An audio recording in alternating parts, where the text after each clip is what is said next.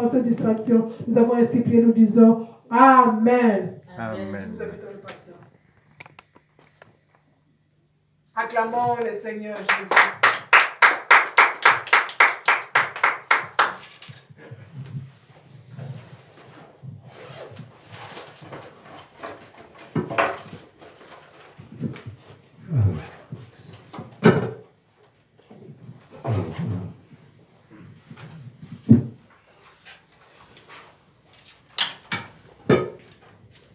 Amen. Amen. Nous allons ouvrir notre Bible dans le livre de Genèse.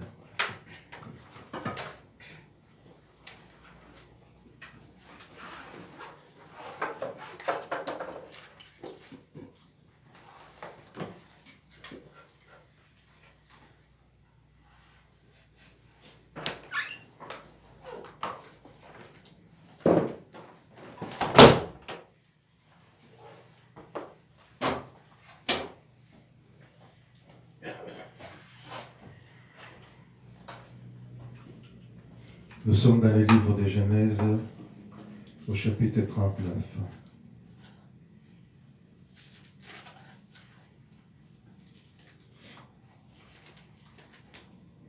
Nous allons lire.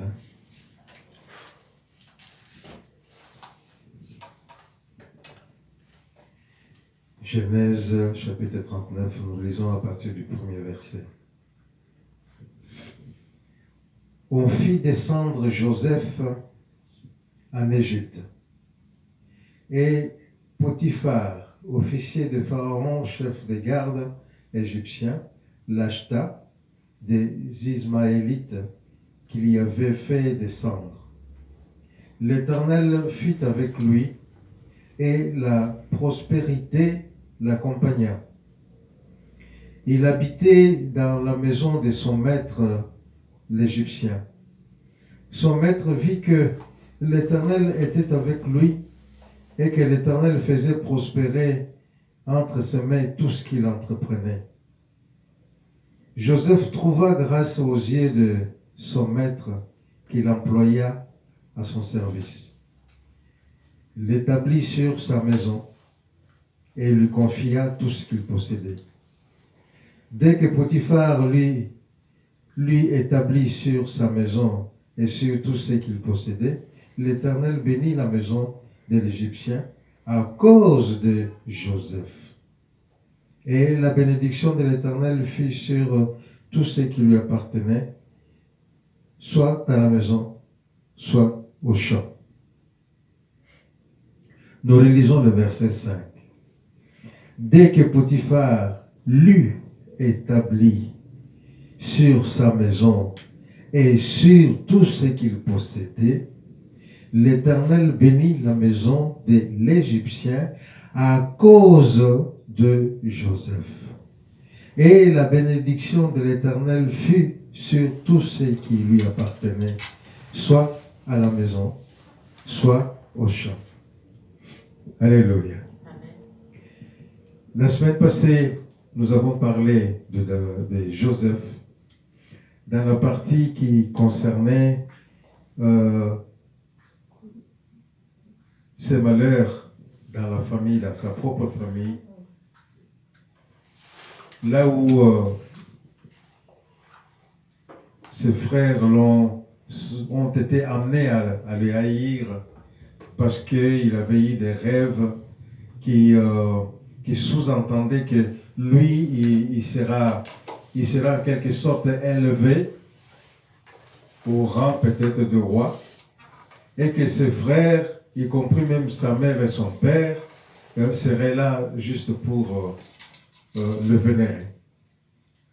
Alors la haine s'est installée là, dans la famille, et ils ont voulu se débarrasser de lui, le tuer. Mais il y a eu une opportunité qu'ils ont rencontré des Ismaélites qui passaient par là. Ils l'ont vendu et les Ismaélites l'ont amené jusqu'en Égypte, là aussi où ils l'ont vendu. Mais là, maintenant, ils ne l'ont pas vendu à n'importe qui. Ils l'ont vendu à un notable un grand chef des Égyptiens qui s'appelait Potiphar. Il était officier, on parle d'officier, il était officier dans la maison de Pharaon. C'est lui qui a acquis Joseph comme esclave. Alléluia.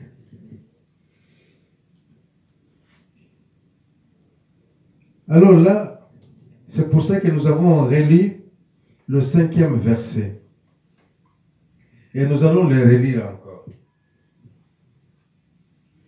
Dès que Potiphar lui établit sur sa maison et sur tout ce qu'il possédait, l'Éternel bénit la maison de l'Égyptien à cause de Joseph, et la bénédiction de l'Éternel fut sur tout ce qui lui appartenait, soit à la maison ou soit au champ.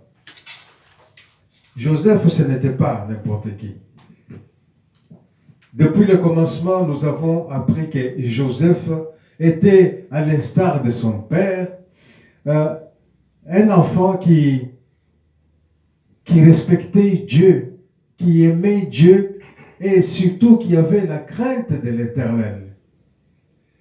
Et dans tous ses gestes et faits, il marchait avec l'Éternel.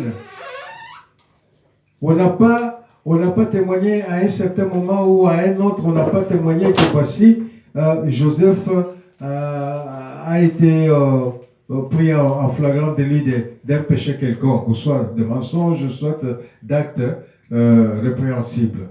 Non, Joseph était considéré parce qu'il n'avait de problème avec personne, mais surtout considéré par son Dieu parce qu'il marchait selon les commandements de son Dieu avec respect et crainte. Alors dans la première partie que nous avons vue la semaine passée, nous avons vu comment l'Éternel a été près de Joseph. Dans ces souffrances-là, l'Éternel était auprès de lui. Ça veut dire que ce n'est pas parce que tu es dans certaines souffrances que l'Éternel s'est éloigné de toi. L'Éternel, on dit que les voies de l'Éternel sont impénétrables. Oui, les voies de l'Éternel sont impénétrables et nous ne pouvons pas lui poser des questions que pour savoir, ô Éternel, pourquoi toi, tu es Dieu Tout-Puissant et toi, tu es Dieu d'amour et toi, tu dis que tu as formé le projet de ma vie qui est un projet de joie. Et pourquoi tu me laisses dans ces malheurs? On ne peut pas lui poser ce genre de questions.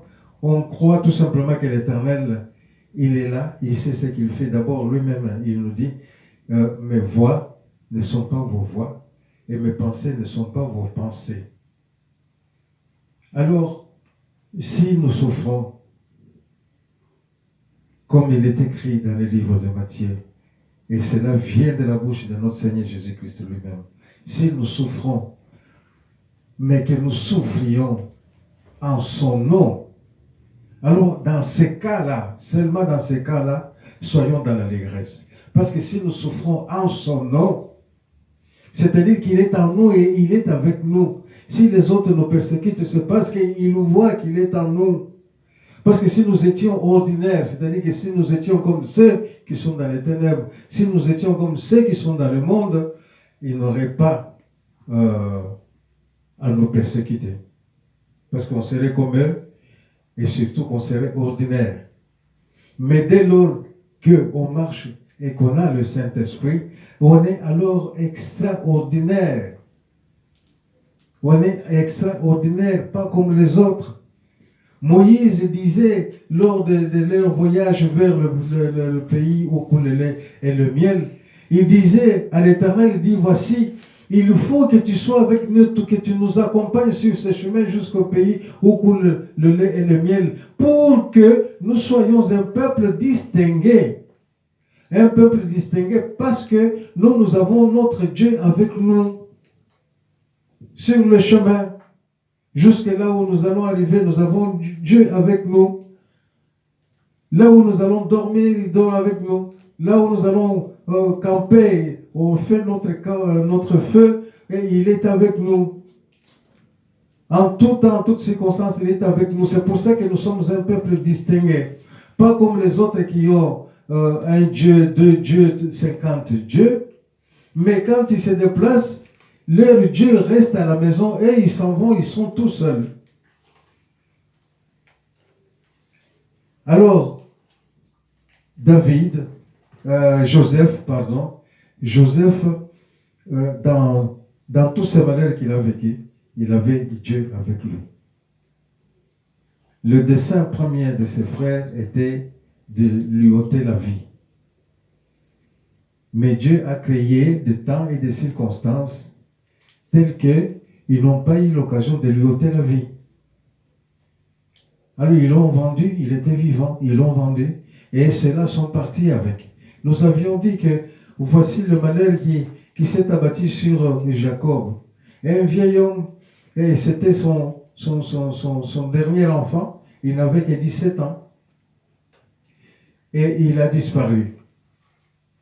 Il a disparu, dévoré par une bête sauvage, d'après ce qu'on lui avait raconté par ses autres enfants. Pour lui, son enfant n'était plus. Il avait été dévoré par une bête sauvage. Mais l'enfant, de son côté, dans quelle situation vivait-il? Parce qu'il sait qu'il a été déporté là où il est. Mais son père ne sait même pas où il est. Son père ne sait pas dans quelle direction on l'a amené. Parce que si au moins son père savait qu'on l'avait amené au sud, au nord, ou à l'est ou à l'ouest, malgré sa vieillesse, il prendrait ses forces pour aller chercher son fils. Mais maintenant, si papa savait, il se lèverait pour venir me chercher, même s'il ne sait pas exactement où je suis. Mais si on lui dit qu'on m'a amené vers le sud, il ira vers le sud. Mais maintenant, il ne sait même pas. Et moi, je ne sais même pas où est-ce que je suis ici. Mais voici que quand on marche dans la crainte de l'Éternel, l'Éternel est avec toi, il ne te lâche pas. Alors on l'a vendu à qui? À un chef, un grand chef qui s'appelle Potiphar. Alors Potiphar a senti quelque chose de pas ordinaire dans Joseph. Parce que depuis qu'il avait pris Joseph dans sa maison, comme esclave bien sûr, mais depuis que Joseph était esclave dans cette maison, il a tout marché à merveille. Alors l'homme s'est dit, non, il y a quelque chose d'extraordinaire dans ces garçons. Parce que maintenant, toutes mes affaires marchent à merveille. C'est à cause de ces garçons. Alors l'Esprit nous dit, l'Esprit ne ment pas, l'Esprit nous certifie et nous dit que les affaires de cet homme-là marchaient à merveille et tout prospérait chez lui, que ce soit au champ ou dans sa maison, tout prospérait considérablement à cause de la présence de Joseph dans sa maison. À cause de la présence de Joseph dans sa maison. Et quand on marche avec l'Éternel, on médite la parole de l'Éternel en toutes circonstances. Méditer la parole de l'Éternel, c'est quand on marche dans la crainte de l'Éternel. Et à chaque fois qu'on doit agir en faisant quelque chose, on se dit, est-ce que ceci me fera plaisir? Est-ce que cela fera aussi plaisir à l'Éternel? Et si ça me fait plaisir, mais que ça ne fasse pas plaisir à l'Éternel, je l'abandonne, je ne le fais plus.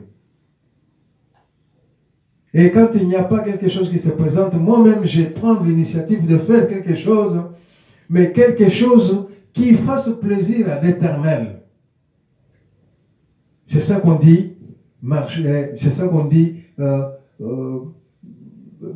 vivre avec la parole de Dieu. Alléluia. Nous allons garder notre page ici. Nous allons momentanément dans le livre de Josué, chapitre 1er de Josué.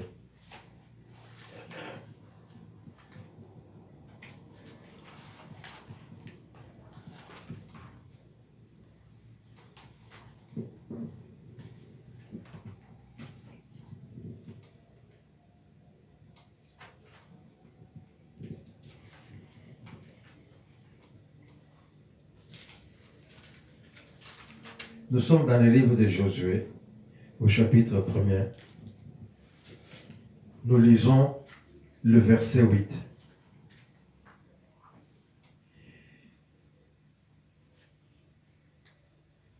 Dieu fait sa dispensation à Josué, parce qu'il avait pris Josué comme pasteur en lieu et place de Moïse qu'il avait ravi, parce qu'il avait dit à Moïse que tu ne traverserais pas le Jourdain, et il avait dit à Moïse que toi, le pays qui coule le lait et le miel, tu le verrais de loin, mais tu ne traverseras pas, tu n'entreras pas, tu ne mettras pas ton pied dans ce pays où coule le lait et le miel. Parce que Moïse avait fauté contre l'Éternel sur le chemin. Alors, après avoir pris Josué comme pasteur pour son peuple, Josué devait prendre le ministère qui était celui de Moïse, pour conduire le peuple dans le pays où coule le lait et le miel. Alors il donne sa dispensation à Josué, il lui dit ceci. Tu vois, ça c'est le livre de la loi. C'est-à-dire que ma parole, voici ma parole qui est écrite. Il dit que ce livre de la loi ne s'éloigne point de ta bouche, mais dites-le jour et nuit, pour agir fidèlement selon tout ce qui est écrit. Car c'est alors que tu auras du succès dans tes entreprises, c'est alors que tu réussiras. Nous réalisons que ce livre de la loi ne s'éloigne point de ta bouche, mais dites-le jour et nuit, pour agir fidèlement selon tout ce qui est écrit, car c'est alors que tu auras du succès dans tes entreprises, c'est alors que tu réussiras. Joseph n'avait pas de livre de la loi. Mais la loi de Dieu était écrite dans le cœur de Joseph. Parce que Dieu avait dit à ceux qui étaient incrédules, il avait dit que vous avez un cœur de pierre. Mais Dieu ne veut pas qu'on ait un cœur de pierre vis-à-vis de lui. Alors Dieu avait promis, il avait dit que j'enlèverai le cœur de pierre qui est en vous et je le remplacerai par un cœur de chair, un cœur qui est tendre, un cœur qui saigne de l'amour, un cœur qui saigne de la douceur qu'on a hérité, et la douceur et l'amour qu'on a hérité de l'Éternel. Un cœur qui respire de la pitié vis-à-vis d'autrui. Un cœur qui est dans l'amertume si il y a péché aux alentours. Mais un cœur qui est dans la joie quand on glorifie le Seigneur. Alors Dieu dit, j'ôterai le cœur de pierre qui est en vous. Parce que le cœur de pierre, c'est comme maman a dit ici, le sorcier ou le suppôt de Satan, il a un cœur de pierre. Parce qu'il n'a pitié de personne, même pas de lui-même. Le sorcier, il mange volontiers ses propres enfants. Il mange volontiers son père et sa mère. Parce qu'il n'a pas d'état d'âme, comme on dit. Il a un cœur de pierre qui n'est pas sensible ni aux pitiés, ni à l'amour. Tandis que celui qui aime, il a un cœur de chair, selon ce que Dieu nous a enseigné. Alors ici, nous disons que Joseph n'avait pas de livre, mais toute la parole était écrite dans son cœur.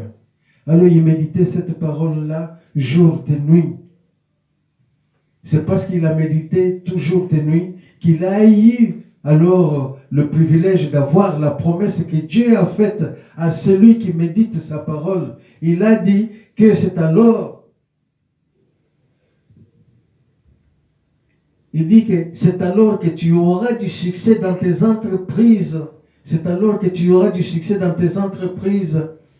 Les entreprises qui étaient dans cette maison de Potiphar n'étaient pas des entreprises de Joseph, mais Joseph mettait sa main dans ces entreprises. Parce qu'il est dit que Potiphar l'avait mis comme maître d'œuvre. C'était lui qui était le chef de tout ce qui se passait là-bas. Et parce qu'il était à la tête, parce qu'il mettait la main dans les œuvres qui appartenaient à Potiphar, c'est ainsi que ces œuvres-là progressaient, parce qu'il s'agissait, la parole nous dit qu'à cause de la présence de Joseph. Alors si toi et moi, nous avons cette crainte de l'Éternel, comme Joseph, et que si toi et moi, nous lisons et nous méditons la parole de l'Éternel jour et nuit, nous ne lisons pas comme nous lisons un roman. Nous lisons pour avaler ce que nous entendons par ce qui est écrit. Et quand nous avalons ce qui est écrit, c'est ainsi que nous réalisons ce que Jésus avait dit, que celui qui mange ma chair et qui boit mon sang, celui-là vivra. Alors quand nous lisons cette parole et que nous la méditons profondément. Et toute la parole, parce qu'elle est écrite par le Saint-Esprit qui n'est pas esprit à faire des erreurs ni à donner des faux évangiles, le Saint-Esprit à qui appartient proprement cette parole. Si nous prenons cette parole à 100% comme le Saint-Esprit nous l'a dictée ou bien qu'il l'a écrite ici, et que nous marchions selon cette parole, alors nous allons voir tout ce que nous entreprenons qui va réussir. Qu'est-ce que nous entreprenons? Nous entreprenons les études, nous entreprenons des commerces, des affaires, nous entreprenons beaucoup de choses. Nous sommes femmes stériles, nous cherchons des enfants. Nous prions pour avoir des enfants. C'est une entreprise aussi. Nous prions pour tout. Mais il y aura des difficultés. Mais l'Éternel mettra sa main et la victoire sera la nôtre. Alléluia. La victoire sera la nôtre en définitive. Il faut tout simplement que nous soyons comme Joseph, connaissant la parole de la loi, mais marchant dans la crainte de cette parole-là. Marchant dans la crainte de cette parole-là. C'est comme dans le monde, il y a ce qu'on appelle le droit pénal ou le droit civil.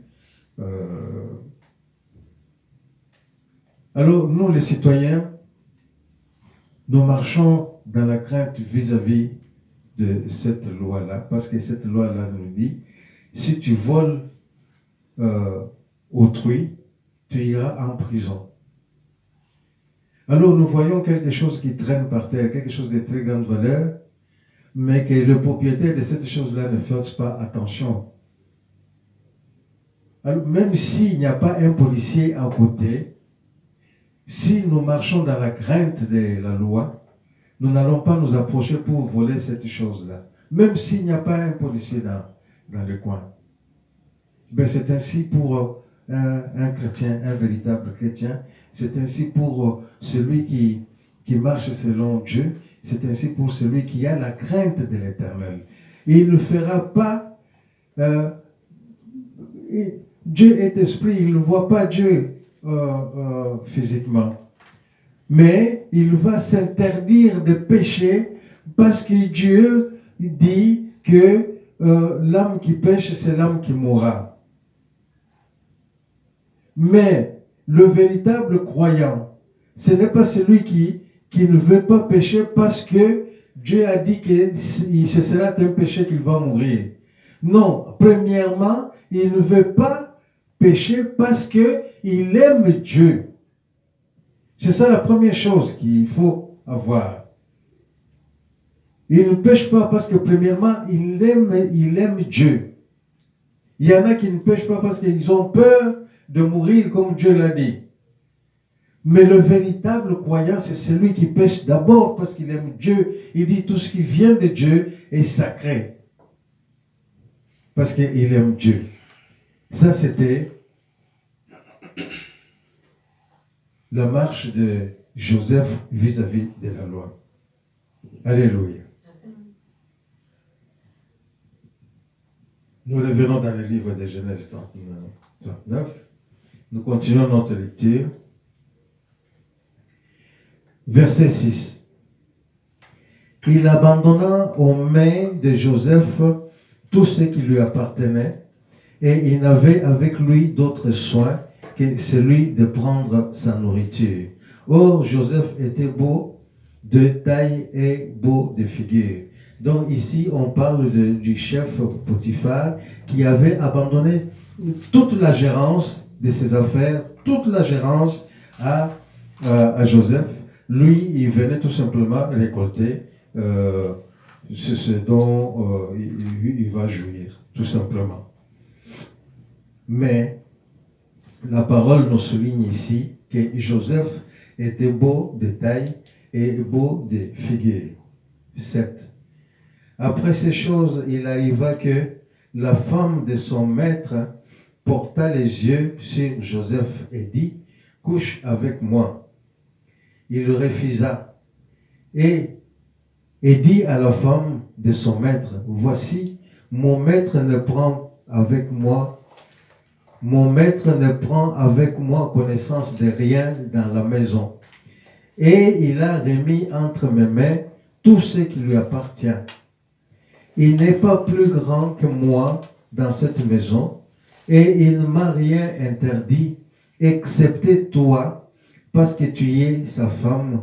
Comment ferais-je un aussi grand mal et pécherais-je contre Dieu? Quoi qu'il parlât tous les jours à Joseph, il refusa de coucher auprès d'elle, d'être avec elle. Un jour qu'il était entré dans la maison pour faire son ouvrage et qu'il n'y avait là aucun des gens de la maison, elle le saisit par son vêtement en disant « Couche avec moi » et il lui laissa son vêtement dans la main et s'enfuit au dehors. Alléluia. Là, ça ne pouvait pas, la vie belle que Joseph avait trouvée dans cette maison-là ne pouvait pas durer longtemps. Ça ne pouvait pas durer longtemps. Parce que là où il y a un chrétien, il y a toujours autour de lui quelqu'un qui veut exercer le mal qui vient du monde. C'est-à-dire, il y a toujours autour de lui quelqu'un qui veut l'amener à faire du mal.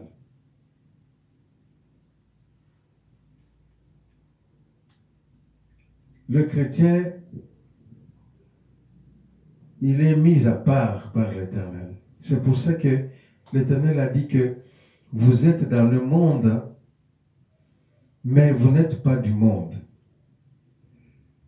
Dans le livre de 1 Jean 5, verset 19, il dit, vous êtes dans le monde, mais vous n'êtes pas du monde, mais que ce monde est régi par la puissance du Satan.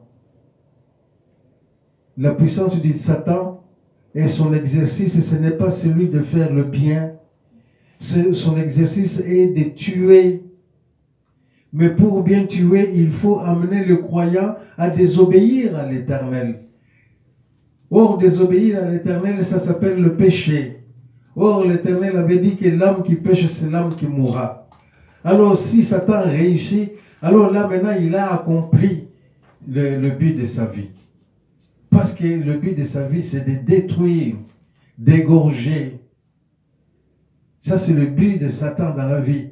Autant que notre Seigneur Jésus-Christ est venu pour donner ou redonner la vie, mais lui, il vient pour détruire la vie.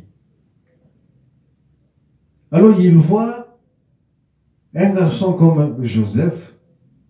Ça ne lui plaît pas que celui-là fasse obédience à l'Éternel. Alors qu'est-ce qu'il fait Satan? Satan, on ne peut pas, il est aussi esprit. Nous n'allons pas voir Satan comme ça. Il n'y a personne qui a jamais vu Satan de ses propres yeux.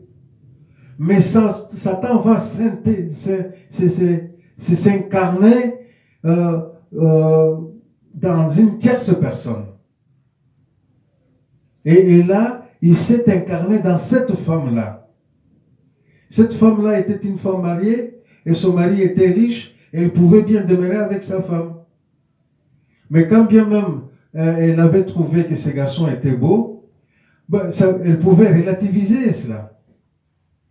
Non, elle n'a pas relativisé. Elle est allée jusqu'à courtiser ce garçon-là pour pouvoir coucher avec lui, sachant très bien que quand le maître le saura, ce garçon sera mis à mort. Et ce garçon aurait été mis à mort si il avait accédé aux besoins de cette femme et que le maître l'eût su. Alors, quand il y a mort, Satan a vaincu. Alléluia. Quand il y a mort, Satan a vaincu. C'est-à-dire que toi les chrétiens, toi les croyants, tu dois être prudent. Parce qu'autour de toi, ne crois pas que tout le monde est innocent. Autour de toi, il y a des gens qui sont l'incarnation de Satan, mais tu ne peux pas le savoir. Mais si tu es celui qui vit dans la parole, qui marche selon la parole, tu acquiers ce qu'on appelle le discernement. Tu sais voir qui est qui pour tous ceux qui sont en face de toi. Et quand tu auras pressenti que cette personne n'est pas une personne convenable, alors la parole te dit de t'écarter de cette personne. De t'écarter de cette personne. Dans le livre des Galates, on te dit que voilà, quand il s'agit de ces choses-là, de ces genres de personnes, la parole dit sortez du milieu d'eux. Sortez du milieu d'eux, c'est-à-dire ne restez pas ensemble avec ces gens-là. Parce que ce sont des oranges pourries qui sont là pour pourrir les belles oranges. Toi, tu es parmi les belles oranges. Alors, écarte-toi de ces gens-là. Ne les fréquente plus. Cela ne t'empêche pas de continuer à prier pour eux, mais va dans ton coin pour continuer à prier pour eux. C'est ton travail, c'est ton ministère de chrétien. Mais ne les fréquente plus, ne reste plus à côté de ces gens-là. C'est ce que tu dis la Bible. C'est ce que tu